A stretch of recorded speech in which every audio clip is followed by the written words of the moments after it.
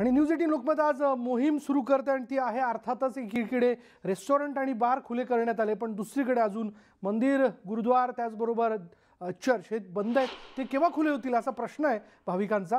पण त्यामध्ये आमचे देखील काही प्रश्न असे आहेत की धार्मिक स्थळं खुली करण्याची राज्यभरातून मागणी होते, यामध्ये सोशल डिस्टन्सिंग कसं काय पाळलं जाईल आणि याबद्दल मंदिर व्यवस्थापनाकडे काही उपाययोजना आहेत का? त्यांनी तसा काही विचार करून ठेवलाय का? गर्दी झाल्यास त्याला जबाबदार कोण राहील? कारण एकदा का मंदिरं खुली झाली तर भाविक अर्थात 6 महिन्यापासून देवाचं दर्शन झालेलं नाही या भावनेने तिथं धाव घेतील. अशा वेळी गर्दीला कसं रोखता येईल? धार्मिक स्थळं खुली करण्याची राज्यभरातून मागणी होते. ही मागणी एकीकडे ज्याची त्याची श्रद्धा म्हणून ज्याच्या त्याच्या ठिकाणी योग्य, पण त्यामध्ये मंदिरं जर खुली करण्यात आली तर सोशल डिस्टन्सिंग कसं पाळणार? काय आहे मंदिर व्यवस्थापनाकडे उपाययोजना? त्याचबरोबर कशा प्रकारे भक्तांना मंदिरात परवानगी दिली जाईल प्रवेशाची? कोरोनाचं संकट वाढलं तर याला जबाबदार कोण? हॉटेलमध्ये सोशल डिस्टन्सिंग राखलं जात आहे कारण त्यांना नियमावली आखून देण्यात आलेली आहे. तज्ज्ञांनी ही नियमावली तयार केली आणि मगच याबद्दलची परवानगी देण्यात आलेली आहे. पण मग धार्मिक स्थळात सोशल डिस्टन्सिंगचं पालन केलं जाईल का? म्हणजे एक वेळ मंदिरात भाविक दर्शन घेतील, दर्शन घेऊन म्हणजे सोशल डिस्टन्सिंगचं पालन करून ते दर्शन घेतील आणि दर्शन घेऊन ते जर बाहेर आले तर बाहेर काही ठिकाणी खरेदी करण्याच्या निमित्ताने म्हणा किंवा कुठे प्रसाद घेण्याच्या निमित्ताने म्हणा तिथे गर्दी होऊ शकते. अशा वेळी काय करायचं? म्हणजे मग त्यामध्ये जर उदाहरणादाखल बोलायचं झालं तर पुण्यातील दगडूशेठ गणपती असेल, शिर्डी देवस्थान असेल, सप्तशृंगी देवस्थान असेल, त्याचबरोबर इतरही काही देवस्थानं असतील. म्हणजे आता दगडूशेठ गणपती मंदिर देवस्थान जर आपण पाहिलं ज्या ठिकाणी ते आहे तिथून बाहेर पडल्यानंतर प्रसादाच्या दुकानाच्या ठिकाणी अर्थात लोकांची गर्दी होऊ शकते. पुण्यात कोरोनाचा प्रादुर्भाव हा दिवसेंदिवस वाढताना दिसतोय. मुंबईत देखील जी काही मंदिरं आहेत ती काही गजबजलेल्या ठिकाणी आहेत. मग अशा वेळी जर भाविकांनी गर्दी केली तर काय करायचं? तिथे भाविकांना तुम्ही आवरणार कसं? आतमध्ये त्यांना कोणत्या नियमांनुसार परवानगी दिली जाणार? सोशल डिस्टन्सिंगचं पालन कसं होणार? म्हणजे मंदिरात शिरेपर्यंत त्या नियमांचं पालन होईल, पण ज्यावेळेस हे भाविक बाहेर पडतील तेव्हा काय? आणि आता तर शारदीय नवरात्र उत्सव आहे, अजूनही मंदिर बंद आहे. अर्थात भाविकांची भावना ही त्यांच्या ठिकाणी रास्त आहे की गेल्या 6 महिन्यापासून आम्ही देवाचं दर्शन घेऊ शकलेलो नाही आहोत, आम्ही आमच्या कुलस्वामिनीच्या दर्शनाला जाऊ शकलेलो नाही आहोत, कुलाचार आम्ही करू शकलेलो नाही आहोत. अशावेळी आम्हाला दर्शन घेण्यासाठी म्हणून परवानगी द्या किंवा जाऊ द्या अशी मागणी या शारदीय नवरात्र उत्सवाच्या तोंडावर होऊ शकते.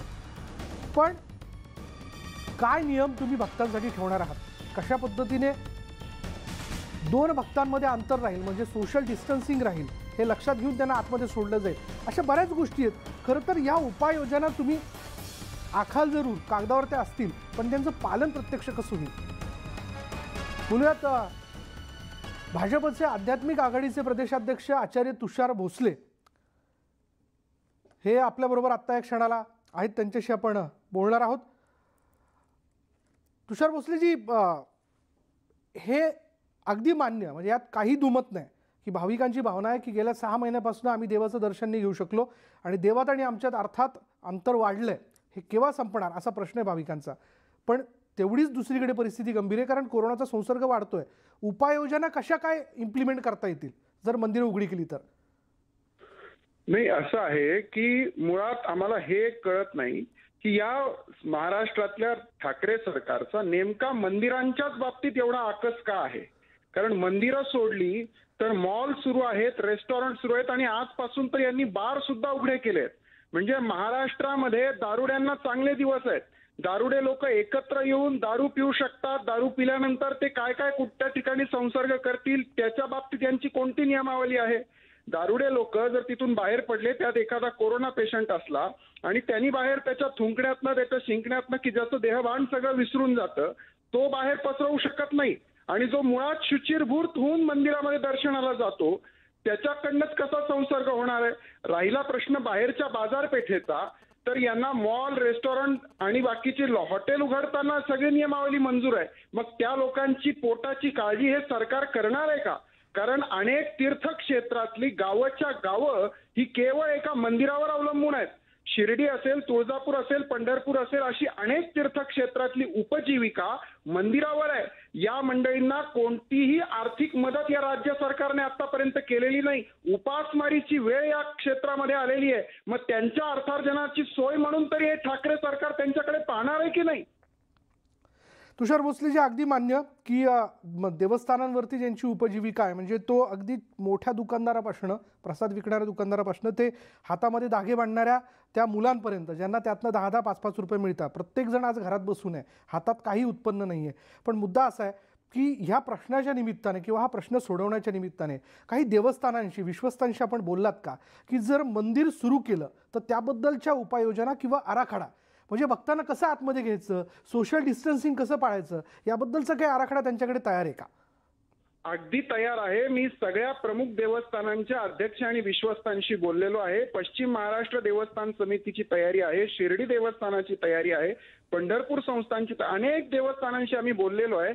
8 जूनला केंद्र शासनाने ज्या मार्गदर्शक सूचना जारी केलेल्या आहेत त्यानुसार सगळ्या देवस्थानांची तयारी अगदी पूर्ण आहे. कोणाचंही त्यामध्ये दुमत नाही. सगळ्या मंदिर देवस्थानांची हीच इच्छा आहे की मंदिरं तातडीने सुरू व्हावीत.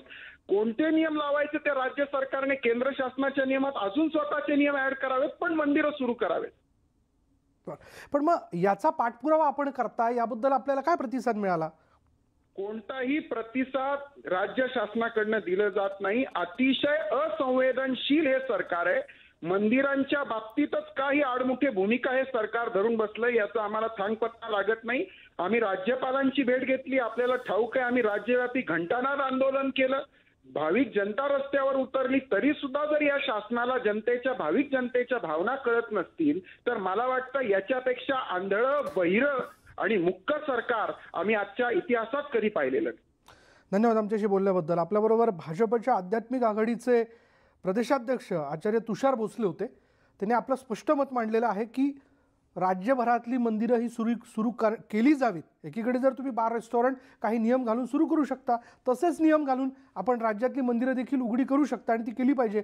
कारण या मंदिरावर आधारित किंवा या मंदिराच्या निमित्ताने उपजीविका असणाऱ्या लोकांना सध्या त्यांच्या हातात काहीच नाही आहे. ते घरात बसून आहे, त्यांना याचा फार मोठा आधार होईल, दिलासा मिळेल, असं त्यांचं म्हणणं आहे.